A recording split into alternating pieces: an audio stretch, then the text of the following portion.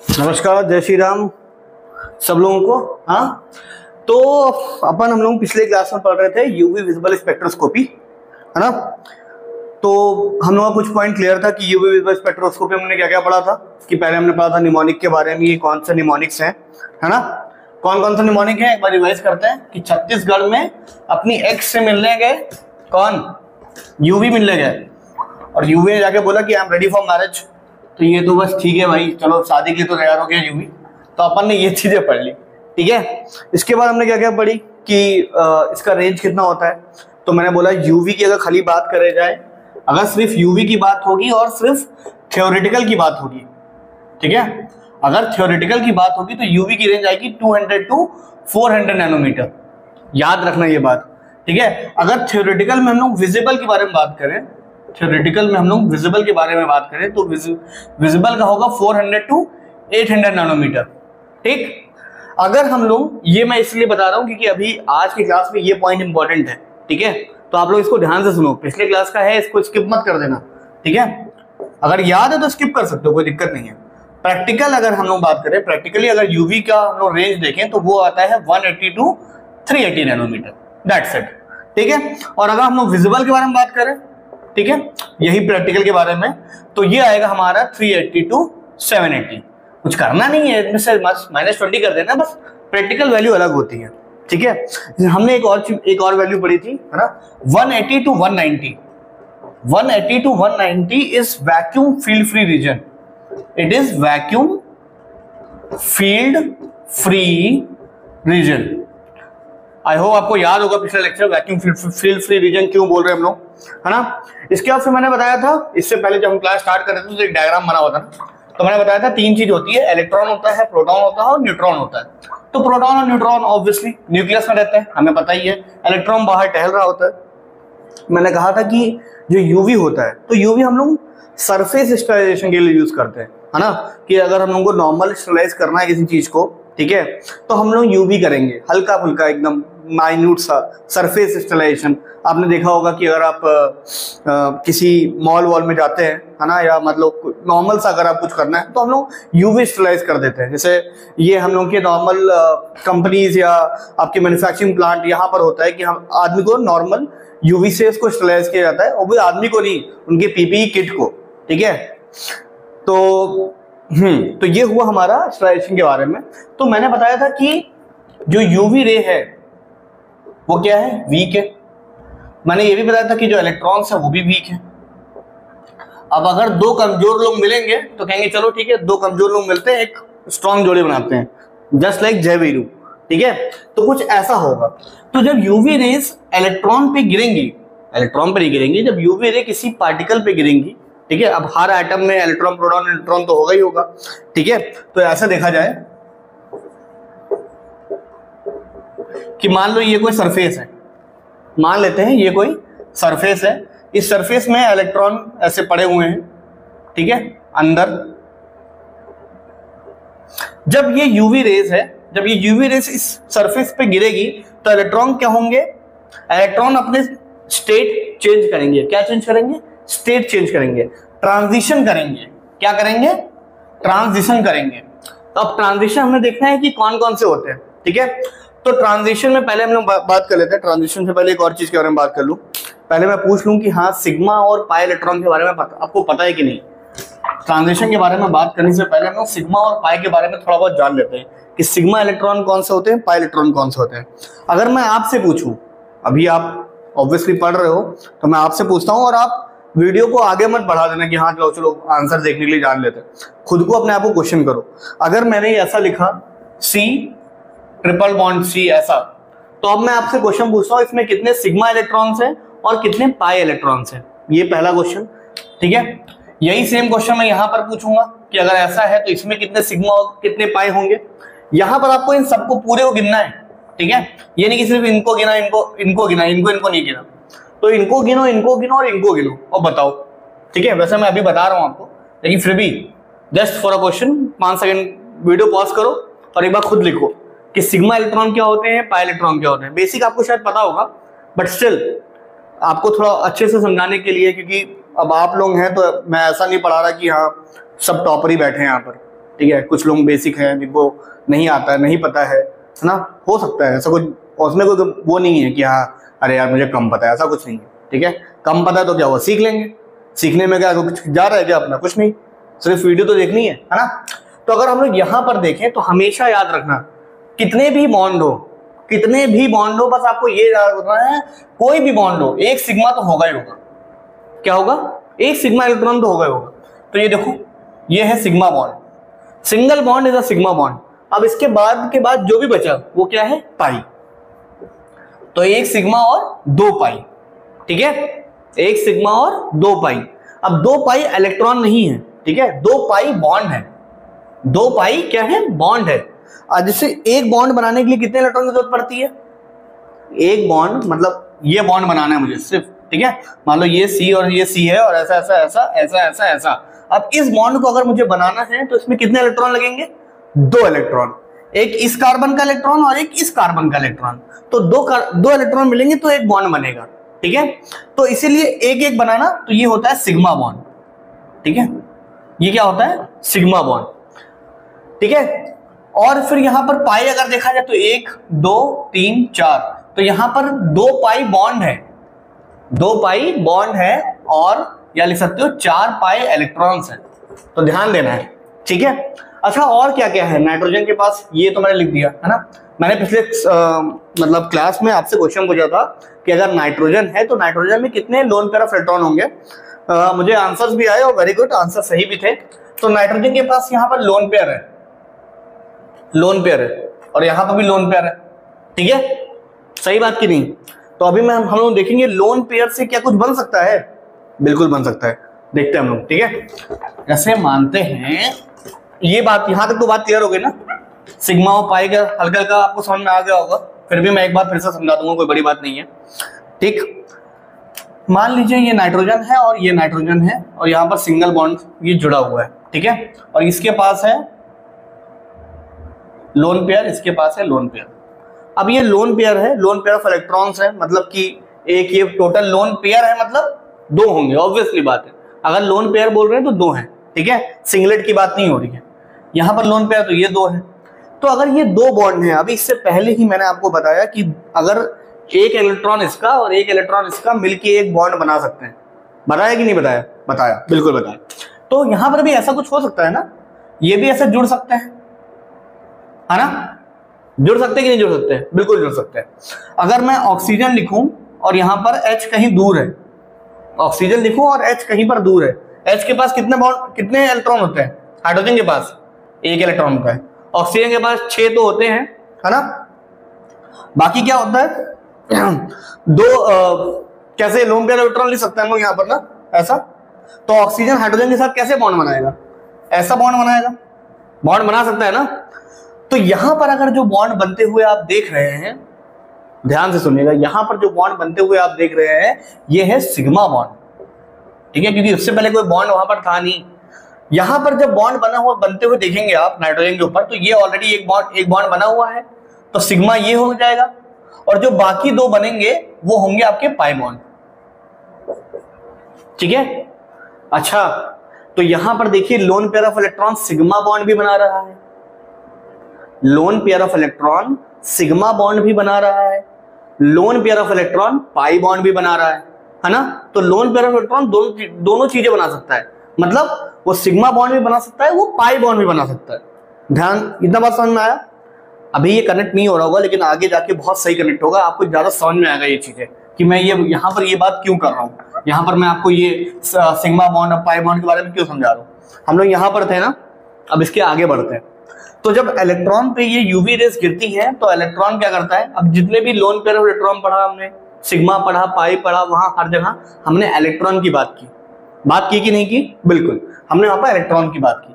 तो इलेक्ट्रॉन क्या करेगा, जब इलेक्ट्रॉन के ऊपर यूवी रेस गिरेंगी, ये ऐसा नहीं होगा, ठीक है, तो वो कहेगा मैं ट्रांजिशन करूंगा, मतलब उछल जाता है तुरंत। मतलब जैसे छोटे में अपन लोग रहते थे ना, पापा लेके आते थे चॉकलेट वॉकलेट या मतलब गाड़ी वाड़ी या कुछ भी लाके देते तो हम लोग एक्साइटेड हो जाते थे, ग्राउंड स्टेट में एक्साइटेड हो गए। तो ऐसे ही इलेक्ट्रॉन भी है, इलेक्ट्रॉन के ऊपर यूवी रेस गिरेगा तो इलेक्ट्रॉन क्या करेगा, ग्राउंड स्टेट से एक्साइटेड स्टेट में चला जाएगा। क्या करेगा, ग्राउंड स्टेट से एक्साइटेड स्टेट में चला जाएगा। इस मूवमेंट को इस मूवमेंट को, movement of electron where when it get excited by UV rays, when it strike by UV rays it moves from ground state to excited state. This phenomena is known as transition. इसको क्या बोलते हैं? Transition. ठीक है, तो यहां पर अब हम लोग ट्रांजिशन देखते हैं। ठीक है, तो यहां है ये सिग्मा स्टार, ये है सिग्मा, ध्यान देखना, ये है सिग्मा, ये है सिग्मा स्टार, ये है पाई, ये है पाई स्टार, और ये है आपका लोन पेयर ऑफ इलेक्ट्रॉन। ऐसा आपको बनाना है। ठीक है, और ऐसा बनाने पे मैं आपको अभी ट्रांजिशन के बारे में बताऊंगा। बेसिकली 4 टाइप के ट्रांजिशन हो सकते हैं। कितने टाइप के? 4 टाइप के। आपने बहुत सी बुक में पढ़ा होगा, बहुत सी बुक में आप पढ़ोगे भी कि ट्रांजिशन 4 तरीके की नहीं 5 तरीके के होते हैं, है ना, लेकिन रियलिटी यही है कि 4 तरीके के होते हैं। ठीक है, ठीक है, तो पहला ट्रांजिशन होगा सिग्मा टू सिग्मा स्टार। कौन सा? जो पहला ट्रांजिशन होगा, फर्स्ट ट्रांजिशन, 1 मिनट। अच्छा, इसमें क्वेश्चन भी आते हैं तो ध्यान से। ठीक है, तो पहला जो ट्रांजिशन होगा वो होगा सिग्मा से सिग्मा स्टार। क्या? सिग्मा से सिग्मा स्टार। दूसरा होगा पाई से पाई स्टार। अभी मैं बताऊंगा आपको ये ऐसा क्यों लिख रहा हूं मैं, पाई से पाई स्टार क्या है। ठीक है, तीसरा होगा एन से सिग्मा स्टार। तीसरा क्या होगा? एन मतलब लोन पेयर ऑफ इलेक्ट्रॉन से सिग्मा स्टार। और चौथा होगा एन से लेके पाई स्टार। क्या होगा चौथा? एन से पाई स्टार। तो ये 4 टाइप के ट्रांजिशन पॉसिबल है अगर यूवी रे गिरता है किसी इलेक्ट्रॉन के ऊपर, तो ये 4 तरीके के ट्रांजिशन होते हैं। ठीक है, जो आपका पाई है, जो आपका पाई है, पाई इलेक्ट्रॉन है, ये आपका सबसे लोवेस्ट एनर्जी होता है। ठीक है, अब जैसे हम लोग देख लेते हैं, जैसे सिग्मा इलेक्ट्रॉन है, जैसे नाम है सिग्मा, वैसे ही सबसे स्ट्रॉन्ग बॉन्ड भी सिग्मा ही होता है। पाई को तोड़ना आसान है, पाई बॉन्ड को तोड़ना आसान है, सिग्मा बॉन्ड को तोड़ना बहुत कठिन है। जैसे सिग्मा मेल होता है ना, सिग्मा फीमेल भी आजकल आ रही है, वेरी गुड, अच्छी बात है। तो ऐसे सिग्मा बॉन्ड होता है, जैसे सिग्मा मेल होते हैं वैसे सिग्मा बॉन्ड होता है, इनको तोड़ना मुश्किल है। ठीक है, लेकिन पाई पाई वाले जो हैं उनको पाई पाई की तरह तोड़ा भी जा सकता है। ठीक है, तो ये बात याद रखना कि जो पाई होगा वो सबसे उसकी लोएस्ट एनर्जी होगी। ठीक है, अब अगर हम लोग यहां पर बात करेंगे, ठीक है, तो ट्रांजिशन होगा, तो मैंने क्या बताया, it will move from it ground state to excited state. मतलब जो भी इलेक्ट्रॉन होगा, ध्यान से, जो भी इलेक्ट्रॉन होगा अगर उस पर यूवी रे गिरेंगी तो वो अपने ग्राउंड स्टेट से एक्साइटेड स्टेट में जाएगा। ठीक, तो अगर मैं बोल रहा हूं ग्राउंड स्टेट से एक्साइटेड स्टेट, तो मतलब अगर इसको देखा जाए तो यहां पर ये ग्राउंड स्टेट है, करेक्ट, और ये है इसका एक्साइटेड स्टेट। ये पाई, अगर पाई को देखा जाए तो ये पाई इसका ये ग्राउंड स्टेट है। अच्छा, मैं जीएस लिख दे रहा हूं, ठीक है, समझ लेना आप लोग। और ये है आपका एक्साइटेड स्टेट, एक्स का स्टेट नहीं लिख रहा हूं, एक्साइटेड स्टेट है। ठीक है, और यहां पर एन ये दोनों चीज बनाता है, तो ये आप लोग लिखोगे lone pair of electron, lone pair of electron. और ये क्या है, ये हर जगह जाता है।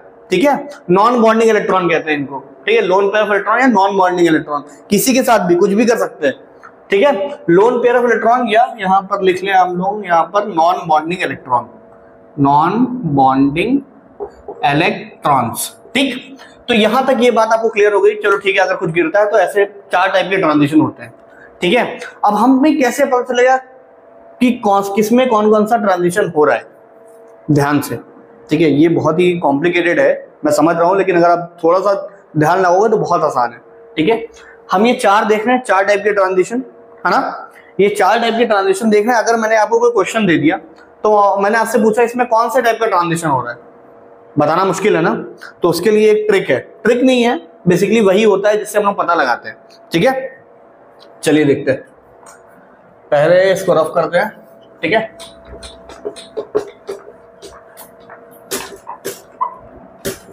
अच्छा, सब एक काम करो, अपने कॉपी के सबसे ऊपर वाला, जो ऊपर वाला हिस्सा होता है ना, ऊपर का एक पार्ट होता है यहाँ का, है ना, वहां पर थ्योरेटिकल स्टेट और प्रैक्टिकल, थ्योरेटिकल वैल्यू और प्रैक्टिकल वैल्यू बताई थी ना यूवी और विजिबल की, वो लिख लो एक बार लिख लो, अब फिर हम आगे बात करते हैं। ठीक है, सब लोग तुरंत के तुरंत। ठीक, ठीक है, तो अगर देखा जाए तो सिग्मा से सिग्मा स्टार हो रहा था, है ना, फिर क्या हुआ था पाई से पाई स्टार, फिर एन से सिग्मा, एन से पाई। तो जहां पाई आएगा, सबसे पहले याद रखो जहां पर पाई आएगा वो वीक हो जाएगा, सबसे पहले ये बात रखनी है, ठीक है। तो अभी सिग्मा वाले कौन कौन से हैं, ध्यान, रेंज के बारे में हमने बताया था कि इलेक्ट्रॉन ट्रांजिशन होता है, ठीक है, it move from so to so, ठीक है। तो हमने 4 टाइप के ट्रांजिशन की बात की थी। अब उस 4 टाइप के ट्रांजिशन को हम लोग उसके एनर्जी के ऑर्डर में लिखते हैं कि किसमें ज्यादा एनर्जी है और किसमें कम एनर्जी है। तो मैं आपको बता दूं कि जो सिग्मा स्टार, जो सिग्मा है, ठीक है, सिग्मा मतलब स्ट्रॉन्ग, तो एनर्जी भी उसकी सबसे ज्यादा होगी, ठीक है। पाई मतलब वीक, ठीक है। तो हम लोग उसी के हिसाब से देखते हैं, 4 है, चारों को लिखते हैं हम लोग यहां पर। तो पहला है आपका सिग्मा से सिग्मा स्टार, ठीक है। दूसरा है आपका एन से सिग्मा स्टार। तीसरा है आपका पाई से पाई स्टार। और चौथा है आपका एन से पाई स्टार, ठीक है। तो ये 4 में से अगर इसको देखा जाए तो इसकी हाईएस्ट एनर्जी होती है कितनी, क्या होती है इसकी हाईएस्ट एनर्जी होती है, और इसकी होती है लोवेस्ट एनर्जी। इसकी क्या होती है, लोवेस्ट एनर्जी, ठीक। ये बात क्लियर है, एनर्जी हाईएस्ट किसकी होगी, सिग्मा से सिग्मा स्टार, सबसे कम किसकी होती है, एन से पाई स्टार, ठीक है।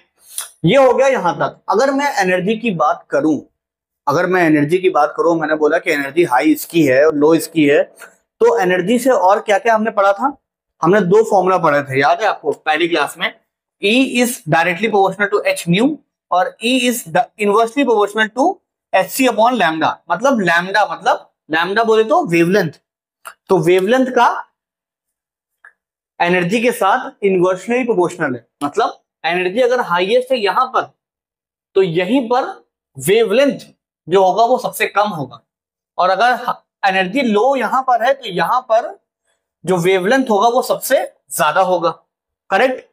फ्रीक्वेंसी अगर देखा जाए तो फ्रीक्वेंसी तो एनर्जी के बराबर ही है, तो मतलब यहां पर हाईएस्ट एनर्जी तो हम हाईएस्ट फ्रीक्वेंसी, यहां पर लोवेस्ट एनर्जी तो यहां पर लोवेस्ट फ्रीक्वेंसी, यहां पर कोई चेंज नहीं, यहां पर चेंज है ना वेवलेंथ में।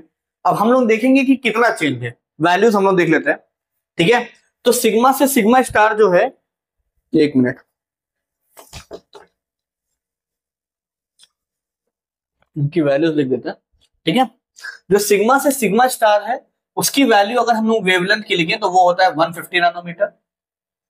एन से सिग्मा स्टार की वैल्यू होती है 160 नैनोमीटर, इसकी होती है 185 नैनोमीटर, और इसकी होती है 280 नैनोमीटर। तो आप लोग देख पा रहे होंगे कि चारों में हमें चेंज दिखाई दे रहा है, और कैसा चेंज दिखाई दे रहा है, नीचे की तरफ आते हुए ये बढ़ रहे हैं, नीचे की तरफ आते हुए यहाँ पर एनर्जी घट रही थी तो वेवलेंथ क्या है, बढ़ रहा है, इसीलिए मैंने वहां पर वैल्यू लिखवाई थी, E is inversely proportional to h c upon lambda, correct.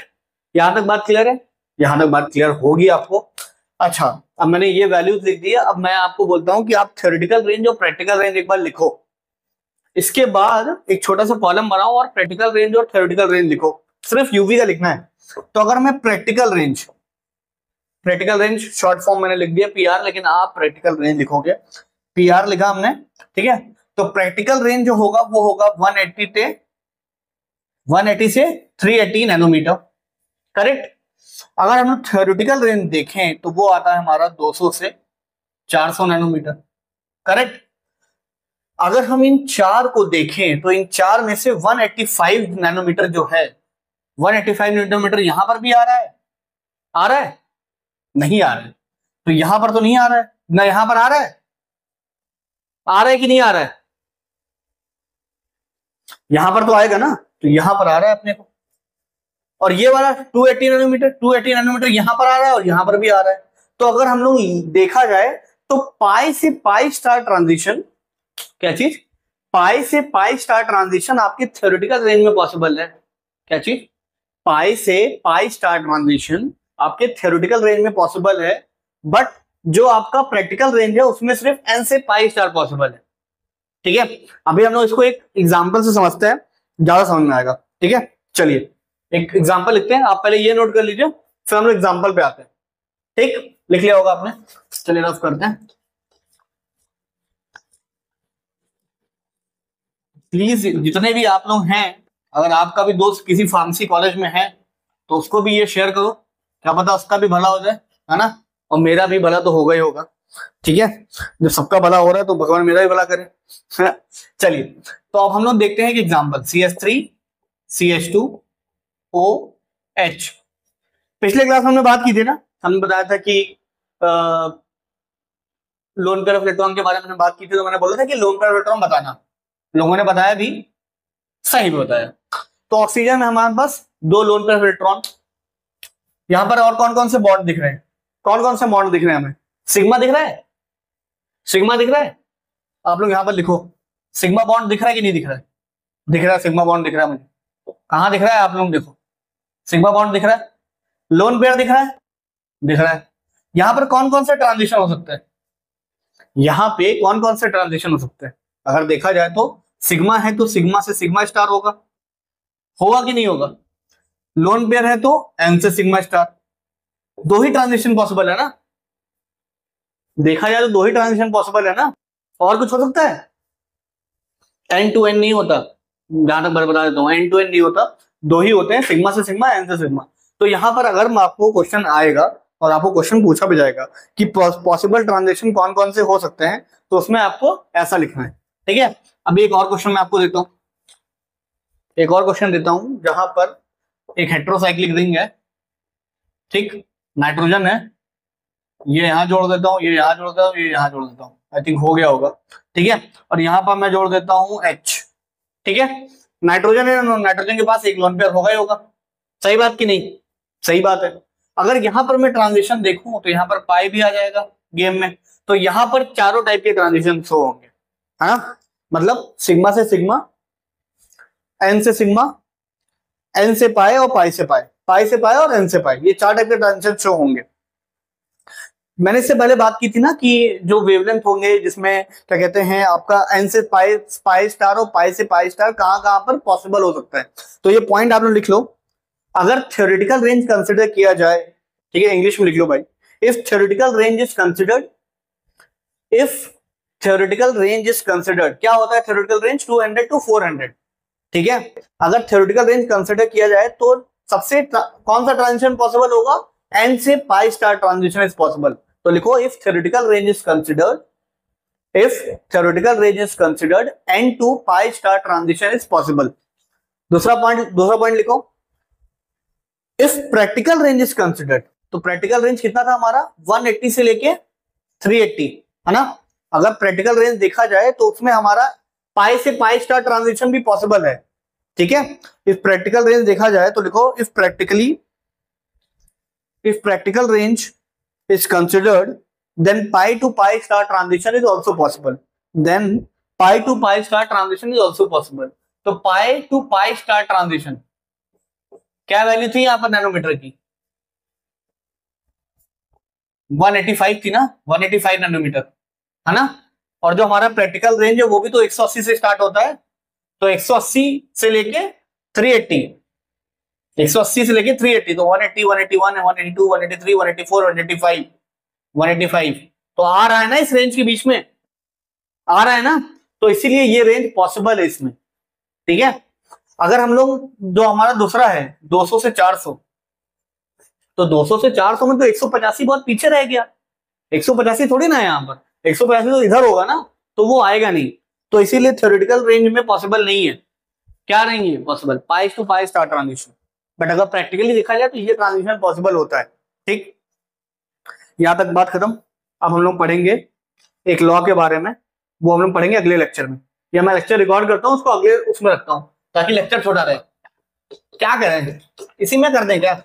इसी में करते हैं, चलो हम लोग पढ़ते हैं लैम्बर्ट और बियर लॉ के बारे में। क्या पढ़ते हैं? लैम्बर्ट एंड बियर लॉ, बहुत ही इंपॉर्टेंट लॉ है। ठीक है, बहुत ही ज्यादा इंपॉर्टेंट लॉ है, बहुत ही इजी भी है। ठीक है, लैम्बर्ट एंड बियर लॉ, अब देखो क्या है, रटा तो है नहीं मुझे भी। ठीक है, लैम्बर्ट्स एंड बियर लॉ। ठीक है, तो लैम्बर्ट और बियर लॉ बहुत ही सिंपल है। लैम्बर्ट में आप लोग ये याद रखो, एल बोले तो लंब लिखा है ना, तो लंब देखो तो लंबाई, लंब देखो तो लंबाई, अभी समझ में आएगा। अगर बियर की बात करी जाए, लड़कों के कान तुरंत उड़ गए होंगे, अरे बियर की बात हो गई, है ना। अगर बियर की बात की जाए तो कंसंट्रेशन की बात की जाएगी। किसकी बात की जाएगी? कंसंट्रेशन की। तो हमें याद रखना है लैम्बर्ट और बियर लॉ, ठीक है। लैम्बर्ट और बियर लॉ दो चीजों से बने होते हैं, मतलब दो चीजें रिस्पॉन्सिबल होंगी लैम्बर्ट और बियर लॉ के बारे में। पहला होगा लेंथ और दूसरा होगा कंसंट्रेशन ऑफ सैंपल। क्या होगा? पहला होगा लेंथ और दूसरा होगा कंसंट्रेशन ऑफ सैंपल।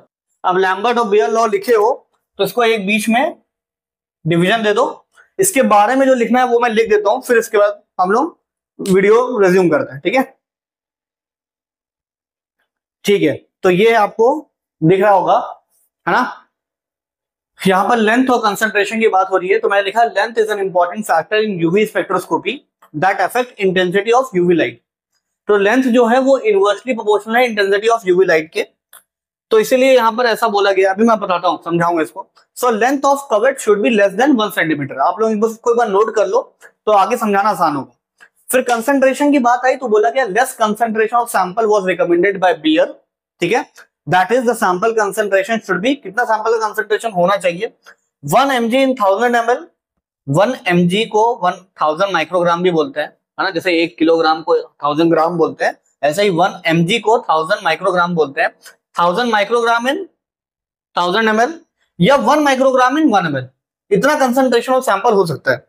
अब हम लोग कंसंट्रेशन ऑफ सैंपल की बात कर रहे हैं, कवेट की बात कर रहे हैं, बहुत चीजों के बारे में एक साथ बात कर ले रहे हैं, लेकिन क्यों बात करनी जरूरी है? आपने भी यहां पर सुना हो कवेट, तो ये क्या है? कवेट क्या है? कवेट के बारे में जान लेते हैं। तो कवेट क्या होता है? इतना छोटा सा होता है, ठीक है। जब हम लोग यूवी विजिबल स्पेक्ट्रोफोटोमीटर या यूवी स्पेक्ट्रोफोटोमीटर देखेंगे, है ना, तो यूवी स्पेक्ट्रोफोटोमीटर में एक इतना छोटा सा कवेट होता है। उस कवेट में ही सैंपल को रखा जाता है, तब उस सैंपल को तब उस सैंपल को यूज करते हैं डिटर्मिनेशन के लिए, ठीक है। कि अगर हम लोगों को देखना है कुछ भी, अभी मैं आगे बात करूंगा उसके बारे में, कि कंसंट्रेशन देखना है किसी सैंपल का, ठीक है, कि सैंपल में कितना है क्या है, ये सब अगर जानना है तो हम लोग उसमें कवेट में फिल करते हैं। सैंपल को किसमें करते हैं? फिल कवेट में। तो जो ये छोटा सा कवेट होता है, इस कवेट की जो लंबाई है, इस कवेट का जो लेंथ है, वो हमेशा 1 सेंटीमीटर होना चाहिए। हमेशा कितना होना चाहिए? 1 सेंटीमीटर। इस कवेट में जो सैंपल आप भरोगे, इस कवेट में जो सैंपल आप भरोगे वो होगा 1 mg इन 1000 ml, एक 1 mg इन 1000 ml या 1000 माइक्रोग्राम इन 1000 ml या 1 माइक्रोग्राम इन 1 ml, ठीक है। ऐसा कुछ सैंपल होगा, उस सैंपल को हम लोग इसमें भरेंगे। भरने के बाद आगे बात करते हैं। ये आपका हो गया ना, भरने के बाद की बात बाद में करते हैं, मतलब अभी करते हैं, बस इसको रफ कर दूं ताकि एक्सप्लेन करना आसान रहे मेरे लिए। हम लोग दो चीजों का एग्जांपल लेते हैं, ठीक है। एक हम लोग लेते हैं नॉर्मल, घर में मैंने मान लो कि किसी को बोला, मैंने कहा एक काम करो बेटा, जाके मेरे लिए शरबत ले आओ, ठीक है। तो एक कोई बच्चा गया, मैंने दो बच्चों को बोला, तो एक कोई बच्चा गया, उसने क्या किया, बहुत ही मिनिमम क्वांटिटी में चीनी डाली और नींबू डाला और सैंपल बना के ले आया। एक दूसरा बच्चा जिसको मैंने बोला, उसने क्या किया, मस्त चाशनी भर के ले आया। सर को आज एकदम बिल्कुल इतना ज्यादा मीठा खिला देंगे डायबिटीज हो जाए सर को, ठीक है। तो मान लो यहां पर जो कंसंट्रेशन है वो बहुत ही ज्यादा है, यहां पर कंसंट्रेशन जो है क्या है, वो बहुत ही ज्यादा है। यहां पर जो कंसंट्रेशन है वो बहुत ही कम है, ठीक है। तो यहां से जो लाइट गुजरेगी, मतलब ये यूवी लाइट होगी, यूवी लाइट जिस जैसे गुजरती है, तो इसको बोलते हैं इंटेंसिटी, इंटेंसिटी ऑफ फोटॉन्स। क्या बोलते हैं? इंटेंसिटी ऑफ फोटॉन्स, ठीक है, इंटेंसिटी ऑफ फोटॉन्स। तो जब ये गुजरेगा और तो ये यहां से बाहर निकलने की पॉसिबिलिटी है कि नहीं है? यहां पर कोई ऐसा रेस्ट्रिक्शन नहीं है ना। अगर यहां पर सैंपल बहुत ज्यादा गाढ़ा नहीं है तो सैंपल अपने से थोड़ा बहुत टकराएगा और कहेगा ठीक है बाकी आप निकल लो। मान लो यहां से 1000 फोटॉन्स, क्या यहां से मान लो 1000 फोटॉन्स यहां पर टकराए, तो यहां बाहर निकलने पे कम से कम कुछ नहीं तो 400 तो निकलेंगे ना, ठीक है। फोटॉन्स मतलब इंटेंसिटी से गुजरेगा, तो यहां पर जो अंदर सैंपल होगा, उस सैंपल का जो कंसंट्रेशन होगा वो क्या करेगा, इस इंटेंसिटी को अब्सॉर्ब कर लेगा। क्या कर लेगा? इस इंटेंसिटी को अब्सॉर्ब कर लेगा, फोटॉन्स को अब्सॉर्ब कर लेगा, और जो बाकी बचा कुचा होगा वो आगे बढ़ेगा। तो बाकी आगे जितना बचा वो कितना बचा? 400, ठीक। फिर अब अगर हम लोग इसको देखा जाए, मतलब इसमें जिसमें चाशनी भर के लाया गया था, इसमें अगर मैंने 1000 फोटॉन्स भेजे तो क्या पता एक दो निकले, क्या पता एक या दो निकले।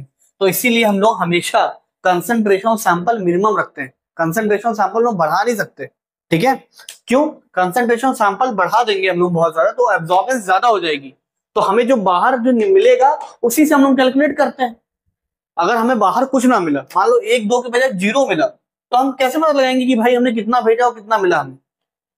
तो यहाँ पर कैलकुलेशन आसान है और यहाँ पर कैलकुलेशन टफ है, इसीलिए हम लोग हमेशा कहते हैं कि जो सैंपल हो कंसंट्रेशन का वो कम से कम रहे, ठीक है। इसीलिए कंसंट्रेशन मैंने कितनी बताई, 1 mg इन 1000 ml, 1000 माइक्रोग्राम इन 1000 ml या 1 माइक्रोग्राम इन 1 ml, ठीक।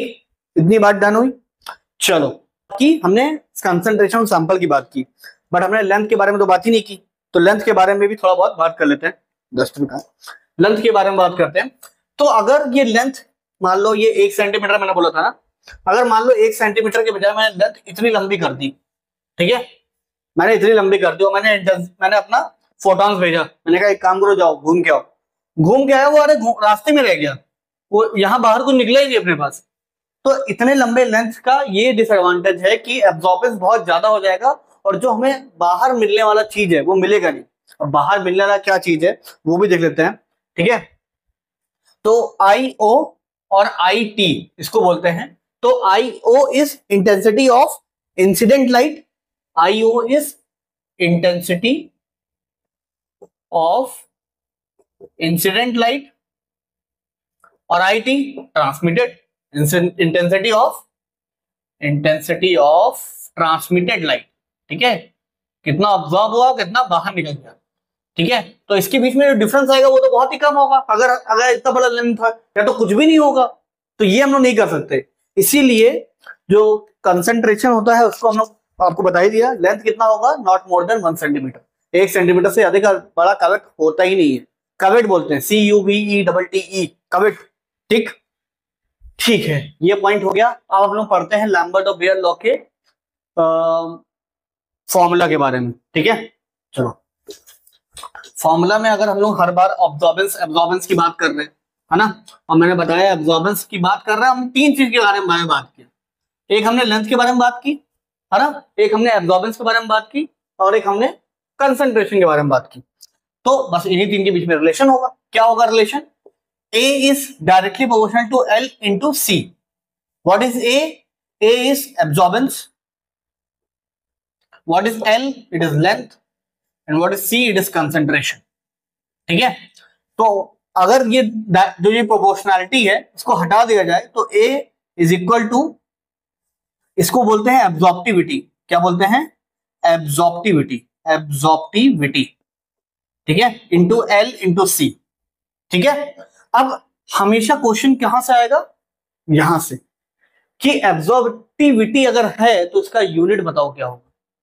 अब यही क्वेश्चन आप लोग फंस जाओगे कि एब्जॉर्प्टिविटी की बात आ गई तो इसका यूनिट क्या होगा, ठीक है। तो हम लोग यूनिट के बारे में पढ़ते हैं। अगर हम लोग L के बारे में बात करें, लेंथ के बारे में, तो लेंथ हमने कहा किस में बात की, हमने सेंटीमीटर में बात की ना। लेंथ की वैल्यू क्या होगी आपकी? सेंटीमीटर में होगी। अगर कंसंट्रेशन की बात करें तो कंसंट्रेशन किस में होता है हमारा, बताओ। कंसंट्रेशन अगर होगा तो कंसंट्रेशन को हम लोग लिखते हैं ग्राम पर डेसीलीटर, ग्राम पर डेसीलीटर। और इसका लेंथ की हमने बात की सेंटीमीटर। एब्जॉर्प्टिविटी की यूनिट अगर मैं पूछूं तो क्या बोलोगे? जो एब्जॉर्बेंस की वैल्यू होती है वो यूनिटलेस होती है। एब्जॉर्बेंस क्या होता है? यूनिटलेस। तो यूनिट लेस है तो इसकी वैल्यू क्या होगी? 1, ठीक है। अब अगर इसको देखा जाए, इसको यहां पर रख दूं तो कैसा होगा, ठीक है। L इंटू सी है, ये इधर आएगा तो 1/L इंटू सी हो जाएगा, ऐसा ही तो होगा। तो कैसे लिखेंगे? इज इक्वल टू 1/सेंटीमीटर ग्राम अपॉन डेसीलीटर, ठीक है। तो इसको अगर ऊपर कर दिया जाए तो ये कैसा आएगा? सेंटीमीटर इनवर्स, ग्राम इनवर्स और डेसीलीटर। तो ये होगी हमारी वैल्यू, सेंटीमीटर इनवर्स, ग्राम इनवर्स और डेसीलीटर, ठीक है।